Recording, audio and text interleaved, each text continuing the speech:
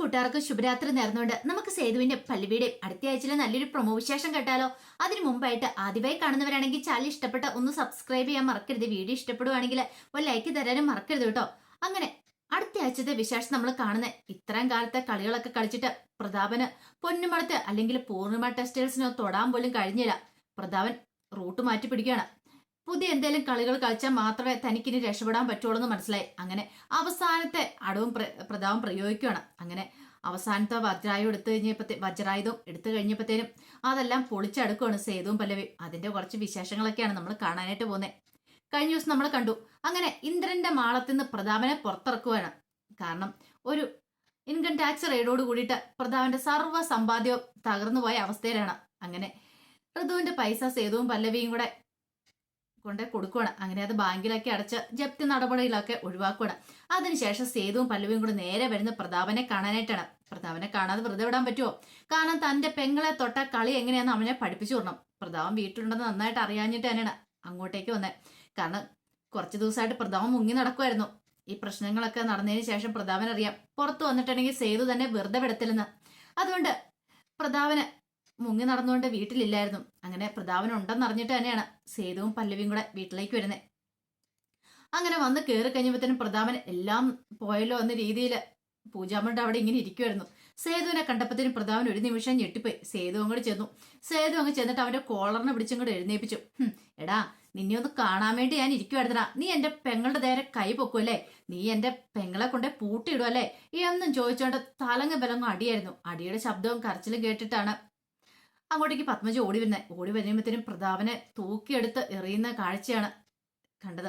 നോക്കിക്കഴിഞ്ഞപ്പോ സേതു ഒരു നിമിഷം പത്മജ അലറക്കഴിഞ്ഞു. അയ്യോ, എന്റെ ഏട്ടനെ ഒന്നും ചെയ്യല്ലേ, പ്രതാപേട്ടനെ ഒന്നും ചെയ്യില്ലേ എന്നൊക്കെ പറയാം. ഇത് കേട്ടൻ പറഞ്ഞു, നിങ്ങളുടെ ഒരു പ്രതാപേട്ടൻ ഇവൻ ചെയ്ത എന്താണെന്നറിയോ? സ്വന്തം സഹോദരിയുടെ മോളോട് ചെയ്യാൻ പാടില്ലാത്ത കാര്യങ്ങളൊക്കെ ചെയ്തു വെച്ചവന് ചതിച്ചേക്കുന്നു. പണം മേടിച്ചിട്ട് എന്നിട്ടോ തെളിവുകളൊന്നും ഇല്ല, എന്നിട്ട് കൊണ്ട് പൂട്ടിയിട്ടിരിക്കുന്ന പോലും. ഇവനത് ചെയ്യാൻ കൊള്ളാവോ? ഇവനെയൊക്കെ ഭൂമിയെ വെച്ച് ഉറപ്പിക്കാൻ പറ്റില്ല. നിന്നെ വിശ്വസിച്ചാണ് ഋതു പൈസ തന്നെ. പക്ഷെ നീ വലിയ ചതിയല്ലടാ കാണിച്ചേ എന്നൊക്കെ ചോദിച്ചോണ്ട് അവനെ തലങ്ങും വിലങ്ങും അടിക്കുകയാണ്. അവസാനം പല്ലവിക്ക് തോന്നി അവനെ കൊല്ലുമെന്ന് തോന്നി. പെട്ടെന്ന് പല്ലവി കയറി പിടിച്ചിട്ട് പറഞ്ഞു, സേതുട്ട വീട് മതിയാക്കാൻ പറയണ. ഇല്ല പല്ലവി എന്ന് പറയണ. അപ്പോഴേക്കും പത്മജി പറഞ്ഞു, പല്ലവി എങ്ങനെയും സേതുവിനെ പിടിച്ചു മാറ്റാൻ പറയണ. അവസാനം പല്ലവിയും കൂടെ ചേർന്ന് പിടിച്ചു മാറ്റിയിട്ട് പല്ലവി എന്നിട്ട് പറഞ്ഞു, നാണമില്ലടോ തനിക്ക്? എത്ര കിട്ടുകാലും പഠിക്കാത്തവൻ. പൊന്നുമടത്തിലേക്ക് ഇനി തനിക്ക് കാല് കുത്താൻ പറ്റുമോ? വെറുതെ അല്ല, സേതുവേട്ടൻ്റെ അച്ഛനുണ്ടായിരുന്ന സമയത്ത് തന്നെ ആ പൂർണിമ ടെക്സ്റ്റൈൽസിലേക്ക് പോലും അടുപ്പിക്കാത്ത. തന്റെ സ്വഭാവം ഇത്ര നല്ല വെടിപ്പാന്ന് അറിയാവുന്നതുകൊണ്ട് തന്നെയാന്ന് പറയണം. സേതു പറഞ്ഞിനി മേലാല് പൊന്നുമടത്തിലോ പൂർണിമ ടെക്സ്റ്റൈൽസ് പരിസരത്തെ കാല് കുത്തിയിട്ടുണ്ടെങ്കിൽ നിന്റെ മുട്ടുകാല് ഞാൻ തല്ലി പിടിക്കുമെന്ന് പറയണം. മര്യാദയാണ് മര്യാദ. പിന്നെ ഒരു കാര്യമുണ്ട്, കിട്ടാനുള്ള പണമൊക്കെ കിട്ടി ബോധിച്ചിട്ടുണ്ടെന്ന് പറയണം. ഇൻകം ടാക്സ് റേറ്റ് നടന്നില്ലേ, പണമൊക്കെ ഞങ്ങളുടെ കയ്യിൽ എത്തിയിട്ടുണ്ടെന്ന് പറയണം. ഇത് കേട്ടോ പ്രതാപനൊരു ഉണ്ടായിരുന്നേ. പ്രതാപനത് ഒരിക്കലും പ്രതീക്ഷിച്ച കാര്യമല്ല. പിന്നീട് പല്ലേ പറഞ്ഞു, താൻ എന്താ വിചാരിച്ചോണ്ടിരിക്കണേ? ഞങ്ങൾ വിചാരിച്ചിട്ടുണ്ടെങ്കിൽ ആ പണം ഞങ്ങൾക്ക് കൈക്കലാക്കാൻ പറ്റില്ലെന്നോ? നീ ഋതുവിനോട് മേടിച്ച ഒരു പണം പോലും കുറയാതെ ഫുൾ എമൗണ്ട് ഞങ്ങൾക്ക് കിട്ടിയിട്ടുണ്ടാ. അതൊക്കെ ഞങ്ങൾ ബാങ്കിലടച്ച് ജപ്തി നടപടികളും ഒഴിവാക്കിയെന്ന് പറയണം. ഇനി നിനക്കൊന്നും പൂർണിമ ടെക്സ്റ്റൈൽസിന് തൊടാൻ പോലും പറ്റില്ലെന്ന് പറയണം. പ്രതാപന് കിട്ടിയ അടിയേക്കാളും വലിയൊരു തിരിച്ചടിയായിരുന്നത്. അങ്ങനെയാണെങ്കിൽ ഇൻകം ടാക്സ് റേഡ് ഇവന്മാരുടെ ഒരു നാടകം എന്നുള്ള തിരിച്ചറിവ് പ്രതാപൻ ഉണ്ടാവുകയാണ്. എന്തെങ്കിലും ചെയ്യാൻ പറ്റുമോ? ഒന്നും പറ്റുമല്ല. കാരണം പോലീസിൽ പറയാനോ അല്ലെങ്കിൽ പരാതി കൊടുക്കാൻ പോലും പറ്റില്ല. അങ്ങനെ കൊടുത്തിട്ടുണ്ടെങ്കിൽ താൻ അകത്താകുന്ന കേസാണ് പ്രതാപൻ അറിയാം. പോരാത്തതിന് രാഷ്ട്രീയക്കാരും പത്രക്കാരും ടി വി ചാനലുകാരും എല്ലാവരും വാർത്തയാക്കുകയും ചെയ്യും. അങ്ങനെ അവിടുന്ന് സേതുവും പല്ലവിയും കൂടെ പോരുകയാണ്. ഈ സമയം പ്രതാപൻ ആകെപ്പാടെ ഭ്രാന്ത് പിടിച്ച അവസ്ഥയിലായിപ്പോയി. പത്മജ വന്നിട്ട് ചോദിച്ചു, ഇപ്പൊ എന്തായി കാര്യങ്ങള്? ഞാൻ അപ്പോഴേ പറഞ്ഞില്ല വേണ്ടാത്ത പണിക്കൊന്നും പോകണ്ടെന്ന്. ചൊറിയാതിരിക്കുവായിരുന്നെങ്കിൽ ഒരു കുഴപ്പമില്ലായിരുന്നു. ഇപ്പൊ ആണ്ടെ കയ്യിലിരിക്കുന്നതും കൂടെ പോയൊരവസ്ഥയിൽ എത്തിയില്ലേ കാര്യങ്ങള് എന്നൊക്കെ പറയണം. പ്രതാപൻ പറഞ്ഞു, ഇതങ്ങനെ ഞാൻ വെറുതെ വിടാൻ ഉദ്ദേശിച്ചിട്ടില്ലടി എന്ന് പറയണം. പിന്നീട് പ്രതാപൻ ചെന്ന് ഇന്ദ്രനെ കാണുവാണ്. ഇന്ദ്രനെ കണ്ടിട്ട് ഇന്ദ്രനോട് കാര്യങ്ങളൊക്കെ അവതരിപ്പിക്കുക. ഇത് കണ്ടത് ഇന്ദ്രൻ പറഞ്ഞു, സേതു അവൻ എന്റെ ശത്രുവാന്ന് പറയണം. എനിക്ക് വേണം, അവനെ വേണം, ആ പല്ലവിനെ വേണമെന്ന് പറയണം. പല്ലവിനെ ഒരു ദിവസം എന്റെ ഭാര്യയായിട്ട് കിട്ടണം പ്രതാപ. അതിനെന്താ ചെയ്യേണ്ടതെന്ന് ചോദിക്കാം. ഇത് കേട്ടതും പ്രതാപൻ പറഞ്ഞു, അതിനൊക്കെയുള്ള ഹെൽപ്പ് ഞാൻ ചെയ്യാം. പക്ഷെ ഇപ്പൊ എന്നെ ഹെൽപ്പ് ചെയ്യണമെന്ന് പറയണം. എനിക്ക് ആ പൂർണിമ ടെക്സ്റ്റൈൽസ് അതെന്റെ കയ്യിൽ ഇരിക്കണമെന്ന് പറയാം. അതിന് വേണ്ടിയിട്ട് ഉള്ള കാര്യങ്ങളൊക്കെ നീക്കണമെന്ന് പറയണം. അല്ല അതിനിപ്പോ എന്ത് ചെയ്യാൻ പറ്റും? അതിനുള്ള മാർഗങ്ങളൊക്കെ ഉണ്ടാക്കിയിട്ടുണ്ട്. കള്ളപ്രമാണങ്ങൾ ഉണ്ടാക്കണം. അങ്ങനെയാണെങ്കിൽ പൂർണിമ ടെക്സ്റ്റൈൽസ് എന്റെ കയ്യിൽ ഇരിക്കുമെന്ന് പറയണം. ഒരു പക്ഷേങ്കില് മാധവമേനൻ അയാൾ മരിച്ചു പോയില്ലായിരുന്നോ? അയാൾ എനിക്ക് കുറെ പണം തരാണ്ടെന്നൊക്കെ പറഞ്ഞുകൊണ്ട് ഒരു കള്ളപ്രമോണം ഉണ്ടാക്കി അങ്ങനെ ആ പൂർണിമ ടെക്സ്റ്റൈൽസ് എന്റെ പേരിലേക്കാക്കി മാറ്റാന്ന് പറയാണ്. അത് കൊള്ളാം, നല്ല ഐഡിയ തന്നെ, വിജയിക്കുമല്ലോ അല്ലെ? ഉറപ്പായിട്ടും വിജയിക്കുമെന്ന് പറയാണ്. പിന്നീട് പ്രതാപൻ ആ വഴിക്ക് നീങ്ങുവാണ്. ഈ സമയം സേതുവും പല്ലവിയൊക്കെ ഭയങ്കര സന്തോഷത്തോടെ വീട്ടിലേക്ക് വരുന്നേ. പിന്നീട് വീട്ടിലൊരു ഉത്സവ മേളമായിരുന്നു. ഋതു മാത്രം വെച്ച് മാറി നിന്നു. ഋതു അതിലൊന്നും കൂടിയില്ല. പക്ഷെ സ്വാതിയും അച്ചും അവരെല്ലാവരും കൂടെ ഭയങ്കര സന്തോഷത്തിലായിരുന്നു.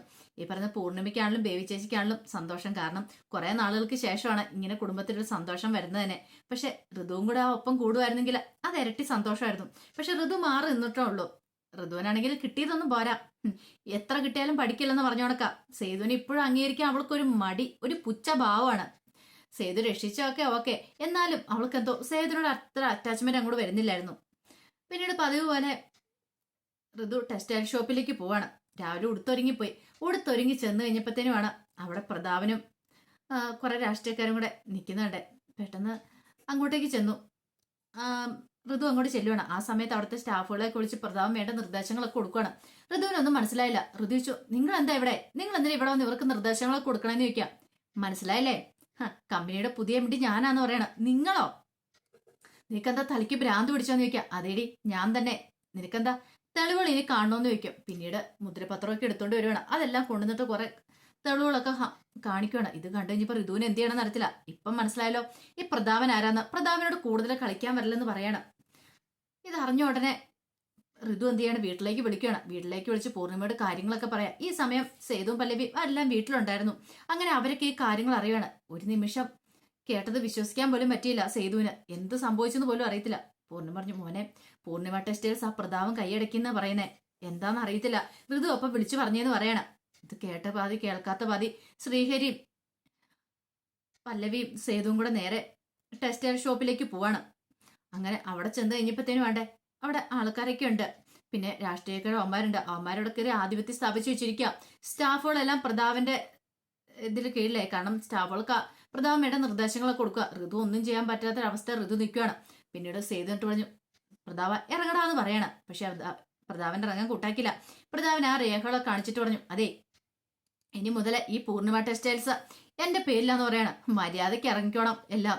അതെ ഈ പറയുന്ന നിങ്ങളുടെയൊക്കെ തന്തയുണ്ടല്ലോ, കുറെ പണം വാങ്ങിച്ചിട്ടുണ്ടായിരുന്നു എന്റെ കയ്യിൽ നിന്ന്, അത് തന്നിട്ടില്ല.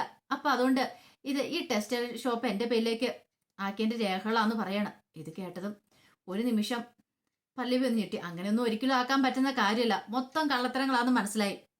മരിച്ചുപോയ ആളാ, പണം കൊടുക്കാണെന്ന് പറഞ്ഞിട്ടുണ്ടെങ്കിൽ ഇപ്പം എല്ലാവർക്കും വിശ്വസിക്കാനല്ലേ പറ്റുള്ളൂ, അല്ലാതെ പറ്റത്തില്ലല്ലോ. വേറെ തെളിവുകളൊന്നുമില്ല. പക്ഷെ പ്രതാപന്റെ ഈ തെളിവുകളുണ്ടെന്നാണ് പ്രതാപൻ പറയണേ. പിന്നീട് പ്രതാപൻ പറഞ്ഞു, അതുകൊണ്ട് ഇനി മേലാലെ എന്തിന് പരി പോലും കടന്നേക്കളെന്ന് പറയാം. പക്ഷെ അങ്ങനെ സേതു വിട്ടുകൊടുക്കാൻ ഉദ്ദേശിച്ചിട്ടില്ലായിരുന്നു. സേതു പറഞ്ഞു, നീ എന്താടാ പറഞ്ഞേ? അതേടാ, ഒരു കാര്യം ചെയ്യാ, നീ വേണമെങ്കിൽ പോലീസിനെ വിളിക്കടാ. പോലീസിനെ വിളിച്ചാൽ തെളിവുകളൊക്കെ കാണിക്കാന്ന് പറയണം. പല്ലവിക്ക് മനസ്സിലായി ഇത് ട്രാപ്പാന്നുള്ള കാര്യം. പിന്നീട് പല്ലവി പ്രതാപന്റെ നേർക്ക് തിരിച്ചിട്ട് പറഞ്ഞു, അത് ഒരു കാര്യം പറഞ്ഞേക്കാം, നിങ്ങൾ ഈ കള്ളക്കളിയൊന്നും ഇവിടെ ചെലവാകത്തില്ല. ഇതെല്ലാം കള്ളരേഖകളാന്ന് ഞങ്ങൾക്ക് മനസ്സിലായി. ഇത് കോടതി പോയി ഞങ്ങൾക്ക് തെളിയിക്കാനോ അറിയാന്ന് പറയണം.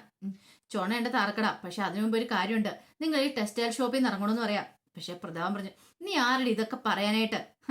പൊന്നുമടത്ത് കയറി നിന്നിട്ട് നീ കളിക്കുന്നോ എന്ന് പറഞ്ഞിട്ട് പല്ലവിക്കിട്ട് പിടിച്ചൊരു തള്ളായിരുന്നു. പല്ലവി പെട്ടെന്ന് വേച്ചുപോയി അങ്ങോട്ട് വീണു. അത് കണ്ടാൽ പിന്നെ സേതുവിന് സഹിക്കാൻ പറ്റുമോ? സേതു പ്രതാപന്റെ നേരെ തല്ലുവാണ്. അപ്പത്തേനും പ്രതാപന്റെ കൂടെയുള്ള അണികളുണ്ടായിരുന്നല്ലോ, അവരും അങ്ങോട്ടും ഇങ്ങോട്ടും തല്ലാണ്. അവിടെ കൊടും തല്ലി നടക്കുന്ന സമയത്ത് പെട്ടെന്ന് ശ്രീഹരി വിളിച്ചിട്ട് തന്റെ ചങ്കു ഫ്രണ്ട്സിനോട് ഒരാളോട് പറയണം. അപ്പൊ ശ്രീഹരി ഓട്ടക്കാരനാണല്ലോ, ചങ്കു ഫ്രണ്ട്സിനോട് ഒരാളോട് പറയണം. ഈ സമയം പല്ലവി അതിന്റെ ഇടയ്ക്കേക്ക് കയറുന്നുണ്ട്. പല്ലവിനെ തള്ളി വിടുന്നൊക്കെയുണ്ട്. പല്ലവിയുടെ കൈയൊക്കെ പോയി ഇടിച്ചു. പല്ലവിക്ക് കൈക്കൊക്കെ ഫ്രാക്ചറൊക്കെ ആവുന്നുണ്ട് ആ സമയത്ത്. പക്ഷെ പല്ലവി ഒന്നും അറിയുന്ന പോലും ഉണ്ടായിരുന്നില്ല. ഈ പ്രശ്നത്തിന് ഇടയ്ക്ക് അതൊന്നും ചിന്തിക്കാനുള്ള സമയം പോലും ഉണ്ടായിരുന്നില്ല. അങ്ങോട്ടും ഇങ്ങോട്ടും അടി നടന്നുകൊണ്ടിരിക്കുകയാണ്. അപ്പോഴേക്കുമാണ് കുറെ ഓട്ടോ തൊഴിലാളികൾ അങ്ങോട്ടേക്ക് വരുന്നത്. അതെല്ലാം ശ്രീഹരിയുടെ ഫ്രണ്ട്സ് ആയിരുന്നു. കുറെ ആൾക്കാർ, ഒരു 10-35 പേര് ഇങ്ങോട്ടേക്ക് വരുവാണ്. അത് പ്രതാപനും കൂട്ടും ഒരിക്കലും പ്രതീക്ഷ കാര്യമില്ല. അവരങ്ങനെ ഷട്ടറങ്ങ് താത്തിയിട്ടു. എന്നിട്ട് അതിനകത്തേക്ക് കയറി നേരെ പ്രതാപന്റെ കൂട്ടടുത്തേക്ക് ചെല്ലുവാണ്. പിന്നെ അവിടെ ഒരു സംഹാര താണ്ഡവമായിരുന്നു അവരുടെ. ലാസ്റ്റ് പ്രതാപനെ ചുരുട്ടി കൂട്ടി തോളത്ത് പല്ലക്കിൽ ഏറ്റിക്കൊണ്ട് വരുന്ന പോലെ അമ്മ എടുത്തോണ്ട് വരുന്നത്. ഷർട്ടെല്ലാം കീറി പറഞ്ഞ് അങ്ങനെ പ്രതാപന്റെ പ്രമാണം കാര്യങ്ങളൊക്കെ അവന്മാര് കാറ്റി പറത്തുവാണ്. പ്രതാപന് പ്രതീക്ഷിച്ചേക്കാളും വലിയ അടിയെ കിട്ടിയത്. അങ്ങനെ വീണ്ടും സേതു പൂർണിമ ടെക്സ്റ്റൈൽസ് സ്വന്തമാക്കണ്. ഋതുവിനെ ഒന്നുകൂടെ പഠിപ്പിച്ചു കൊടുത്തു. താനില്ലെങ്കിൽ ഈ പൊന്നുമട മുന്നോട്ട് പോകാന്നില്ലെന്നുള്ള കാര്യം, ഈ പറയുന്ന ഋതുവിനെ കൊണ്ട് ഒന്നും ചെയ്യാൻ പറ്റില്ലെന്നുള്ള കാര്യം ഋതു വീണ്ടും ആ സത്യം തിരിച്ചറിയുമായിരുന്നു. പിന്നീട് വീട്ടിലേക്ക് വന്നു കഴിഞ്ഞപ്പോൾ പൂർണ്ണിമയ്ക്ക് ഭയങ്കര സന്തോഷമായി. പൂർണ്ണിമ എന്നിട്ട് പറഞ്ഞു, മോനെ സേതു, നീ ഇല്ലായിരുന്നെങ്കിൽ ഒരു പക്ഷേങ്കിൽ ഇനിയിപ്പോ ഈ പൊന്നുമടം ഉണ്ടാകത്തില്ലായിരുന്നു. ആ പ്രതാപന്റെ കൈകളിലായിരുന്നു എല്ലാം. ഞങ്ങളെല്ലാം അവന്റെ അടിമകളായിട്ട് ജീവിക്കേണ്ടി വന്നേനും. എന്നാലും അവൻ ഇത്രയ്ക്ക് ദുഷ്ടനാന്ന് അറിയില്ലായിരുന്നു പറയണം. സ്വാതി പറഞ്ഞു, എന്നാലും ഋതു ചേച്ചിയുടെ അഹങ്കാരത്തിന് വല്ല കുറവുണ്ടോന്ന് ചോദിക്കേ. ചേച്ചിയോട് ആദ്യമേ തന്നെ പറഞ്ഞ സേതുവേട്ടൻ ഓരോ കാര്യങ്ങളും പറഞ്ഞു കൊടുത്തിട്ട് ചേച്ചിക്ക് തലയിലേക്ക് കയറില്ല. ഇപ്പൊ കണ്ടില്ലേ, ഓരോ അനുഭവത്തിൽ വരുന്ന കണ്ടില്ലേ എന്നൊക്കെ ചോദിക്കുക. ഋതുവിന്റെ മിണ്ടാട്ടം പോലും മുട്ടിപ്പോയിട്ടുണ്ടായിരുന്നു. ആ സമയത്ത് ആകെപ്പാടം നാണം കെട്ട് തൊലി ഉരിഞ്ഞ പ്രതാപൻ നേരെ ഇന്ദ്രന്റെ അടുത്തേക്ക് ഇല്ല. ഇന്ദ്രൻ പറഞ്ഞു, ഇനിയിപ്പോ എന്ത് ചെയ്യണമെന്ന് എനിക്കറിയാന്ന് പറയണം. ഇത് കേട്ടോ പ്രതാപൻ പറഞ്ഞു, ഒരു കാര്യം ചെയ്യ, നീ പൊന്നുമടത്തിലേക്ക് ചെല്ല. നിന്റെ ഭാര്യ അവിടെയല്ല താമസിക്കുന്നേ, നീ പൊന്നുമടത്തിലേക്ക് എന്ന് താമസിക്കാനൊക്കെ പറഞ്ഞ് ഇന്ദ്രനെ അങ്ങോട്ട് എരിപരി കയറ്റുവാണ്. ഈ സമയം പാറുവിന് ആകെപ്പാട് ടെൻഷനാണ്. പാറുവിന്റെ മനസ്സിലാണെങ്കിൽ ആകെപ്പാടെ വല്ലാത്തൊരു ബുദ്ധിമുട്ടും കാര്യങ്ങളൊക്കെ ആയിരുന്നു. കാരണം വിശ്വത്തെക്കുറിച്ച് ഓർത്തിട്ട് വിശ്വം വീട്ടിൽ വന്ന് കല്യാണം ആലോചിച്ചെങ്കിലും ആരും സമ്മതിച്ചൊന്നുമില്ല. പക്ഷെ അതിന്റെ പേരില് പാറുവിന് വിഷമം ഉണ്ടായിരുന്നു. വിശ്വത്തെ കാണാതെ വന്നപ്പോഴത്തേനും മനസ്സിനാകെപ്പാടെ ഒരു ടെൻഷൻ. അത് വിശ്വത്തോടുള്ള ഇഷ്ടം കൊണ്ടാണോ എന്നും അറിയത്തില്ല. അങ്ങനെ വിശ്വത്തെ കാണാനായിട്ട് പോകുന്നുണ്ട്. വിശ്വത്തെ കാണാൻ ചെന്ന് കഴിഞ്ഞിട്ട് വിശ്വത്തോട് കാര്യങ്ങളൊക്കെ പറയുകയാണ്. പറഞ്ഞപ്പോൾ വിശ്വം പറഞ്ഞു, എനിക്കിഷ്ടമാണ് പാറുവിനെ, എനിക്ക് എൻ്റെ ജീവിതത്തിലേക്ക് കൂട്ടാനും ഇഷ്ടമാണ്. പക്ഷെ പാറുവിന്റെ സമ്മതം വേണം. പാറു എന്നെ ഇഷ്ടമാണെങ്കിൽ തുറന്നു പറയാം, നമുക്ക് ഒരുമിച്ച് ജീവിക്കാന്നൊക്കെ പറയാം. പക്ഷെ പാറു ആകെപ്പാടെ പ്രതിസന്ധിയിലായി. എസ് പറയണോ നോ പറയണോ എന്ന് അറിയത്തില്ലാത്തൊരവസ്ഥ. വീട്ടുകാരെ കുറിച്ച് ഓർത്ത് കഴിയുമ്പോഴത്തേന് എസ് പറയാൻ പറ്റില്ല. ഒരു പക്ഷെ അങ്ങനെ എന്തെങ്കിലും സംഭവിച്ചിട്ടുണ്ടെങ്കിൽ അവരുടെ സ്ഥിതി എന്താവുന്ന പോലും അറിയത്തില്ല. അതുകൊണ്ട് പാറു ഒന്നും മിണ്ടിയില്ല. പാറു ഒന്നും മിണ്ടാതെ തിരിച്ചു പോരുവാണ്. പാറുവിന് സ്വയം ഒരു തീരുമാനം എടുക്കാൻ പറ്റുന്നേ ഉണ്ടായിരുന്നില്ല. വിശ്വം നല്ലവനാന്നറിയാം, പക്ഷെ തന്റെ വീട്ടുകാർ സമ്മതിക്കണ്ടേ. പിന്നീട് വിശ്വത്തോട് പറഞ്ഞു, എന്റെ വീട്ടുകാരുടെ ഒന്നുകൂടെ ചോദിച്ചു നോക്കാം, അവർ സമ്മതിക്കുകയാണെങ്കിൽ മാത്രം, അല്ലെങ്കിൽ എനിക്ക് എന്ത് ചെയ്യണമെന്ന് അറിയത്തില്ല വിശ്വ.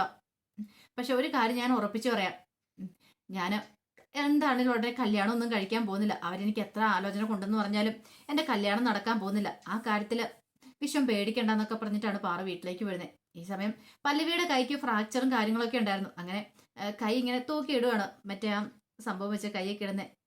അങ്ങനെ അത് തൂക്കിയിട്ടു. പല്ലവി അതുകൊണ്ടാണ് നടക്കണേ. ഈ സമയത്ത് സേതുവിനാണ് ഭയങ്കര വിഷമമുണ്ടായിരുന്നു പല്ലവിയുടെ കൈക്ക് പരിക്ക് പറ്റിയതിൽ, ഫ്രാക്ചർ പറ്റിയതിൽ. പിന്നീട് പല്ലവിയുടെ അടുത്ത് എപ്പോഴും സേതു ഇരിക്കും. പല്ലവിയുടെ ഓരോ കാര്യങ്ങളൊക്കെ ചെയ്യാനായിട്ട് സേതു ഹെൽപ്പ് ചെയ്യുകയൊക്കെ ചെയ്യും. ഇതൊക്കെ കണ്ടു കഴിയുമ്പോഴത്തേനും അച്ചു സാദിയൊക്കെ സേതുവിനെ കളിയാക്കുന്നുണ്ട്. പിന്നീട് അവരുടെ കുറച്ച് പ്രണയ നിമിഷങ്ങളൊക്കെയാണ്. കാരണം അവർ രണ്ടുപേരും തന്നെയുള്ള കുറച്ച് പ്രണയ നിമിഷങ്ങളെ കാണിക്കുന്നുണ്ട്. ഇതെല്ലാം കണ്ടു കഴിയുമ്പോഴത്തേനും ശ്രീഹരിയും അച്ചും അവരെല്ലാരും കൂടെ മാറി നിന്ന് ഓരോ തവണ അവരിങ്ങനെ കളിയാക്കുന്നൊക്കെ ഉണ്ട്. പക്ഷെ കളിയാക്കലുകൾ കേട്ടിട്ടും സേതുവിനും പല്ലവിക്കും പ്രത്യേകിച്ച് കുലുക്കൊന്നുമില്ല. കാരണം അവർക്കെന്ന് പറയുമ്പോൾ അവരവരുടെ ജീവിതം എൻജോയ് ചെയ്തുകൊണ്ടിരിക്കുകയാണ്. അധികം വൈകാതെ തന്നെ ഡിവോഴ്സാം, എന്നാൽ അതിനുശേഷം കല്യാണം നടത്താന്നൊക്കെയാ പൂർണ്ണമാവ് പറഞ്ഞിരിക്കുന്നത്. അപ്പം രണ്ട് വീട്ടിലും ഗ്രീൻ സിഗ്നൽ ഉള്ളതുകൊണ്ട് അവർക്ക് കുഴപ്പമൊന്നുമില്ല. പിന്നീട് പല്ലവിയുടെ കൈ ഇങ്ങനെ വയ്യാതൊക്കെ ആയി കഴിഞ്ഞ് കഴിഞ്ഞപ്പോഴത്തേനും ഭയങ്കര സങ്കടമായിപ്പോയി ശോഭയ്ക്കും മാഷിനും ഒക്കെ. അങ്ങനെ പല്ലവി വീട്ടിലേക്ക് വന്നു കഴിയുമ്പോഴത്തേനും ശോഭ കെട്ടിപ്പിടിച്ച് പൊട്ടി കരയുന്നുണ്ട് മോളെന്നും പറഞ്ഞുകൊണ്ട്. അന്ന് പിന്നീട് പറഞ്ഞു, എന്നാലും മോളെ ജീവനോടെ കിട്ടിയല്ലോ, അത് തന്നെ ഭാഗ്യം. മിക്കവാറും ഇതിന്റെ എല്ലാം പിന്നില് ആ ഇന്ദ്രനും കൂടെ കാണുമെന്ന് പറയണം. മോളോടുള്ള വാശി തീർക്കാനും കൂടെ ആയിരിക്കും അവൻ ഇങ്ങനെയൊക്കെ കാണിച്ചു കൂട്ടുന്നതെന്ന് പറയാം. സാരമില്ലമ്മേ, അതൊന്നും കുഴപ്പമില്ല. ഇനിയിപ്പോൾ കേസ് കോടതിയിൽ എത്തിയിട്ടുണ്ടെങ്കിൽ നമുക്ക് അനുകൂലമായിട്ട് വിധി വരത്തുള്ളൂ എന്നൊക്കെ പറയണം. പിന്നീട് പാറുവിന്റെ കാര്യത്തെക്കുറിച്ചൊക്കെ പല്ലവിയോട് പറയാം. ഇത് കേട്ടാ പല്ലവി പറഞ്ഞു, ഞാൻ സംസാരിച്ചു നോക്കാം, പാറുവിനോട് സംസാരിച്ചു നോക്കാന്നൊക്കെ പല്ലവി പറയുന്നുണ്ട്. കാരണം അവളുടെ മനസ്സ് മാറ്റാൻ പറ്റുമെങ്കിൽ അത് നല്ല കാര്യം തന്നെയാണ്. അല്ലെങ്കിൽ പിന്നെ വിശ്വത്തെ പറഞ്ഞ് മനസ്സിലാക്കാൻ അത്ര എളുപ്പമുള്ള കാര്യമില്ല. വിശ്വത്തിന് പാറെന്ന് വെച്ചാൽ അത്ര ജീവനാണ്. അങ്ങനെ പറഞ്ഞാലൊന്നും വിശ്വം അങ്ങനെ ഒഴിഞ്ഞു പോകത്തൊന്നുമില്ല. പക്ഷെ പറഞ്ഞ് മനസ്സിലാക്കാൻ പറ്റിയ ആള് പാറുവാണ്. താൻ അവിടെ പോയി അവരുടെ വീട്ടിലെ അവസ്ഥകൾ കണ്ടതാണ്. അതുകൊണ്ട് ഒരു കാരണവശാലും പാറുവിനെ അങ്ങോട്ട് വിടില്ലെന്ന് പല്ലവി ചാടി മേടിക്കുന്നത്. പക്ഷെ വിശ്വ അത്തരക്കാരനല്ല. വിശ്വം നല്ലവനാന്നുള്ള കാര്യം പാറുവിനെ അറിയത്തുള്ളൂ. പക്ഷെ പുറമേ ഉള്ളവർക്ക് അതിനെക്കുറിച്ച് അറിയത്തില്ലല്ലോ. പിന്നീട് പല്ലവി വീട്ടിലേക്ക് വരുവാണ്. ഈ സമയത്ത് ഇന്ദ്രൻ എന്ത് ചെയ്യുവാണ്, ഒരു കൊട്ട നിറയെ ഫ്രൂട്ട്സും കാര്യങ്ങളൊക്കെ വാങ്ങിച്ചുകൊണ്ട് പല്ലവിനെ കാണാനായിട്ട് വരുവാണ്. അപ്പൊ പല്ലവി ഉള്ള വീട്ടിലാണല്ലോ താൻ താമസിക്കേണ്ടേ എന്നൊരു ചിന്തയോടുകൂടി അങ്ങോട്ട് വരുവാണ്. അങ്ങനെ വന്നു കഴിഞ്ഞപ്പോഴത്തേനും കഥവ് തുറക്കുന്ന പൂർണ്ണിമയാണ്.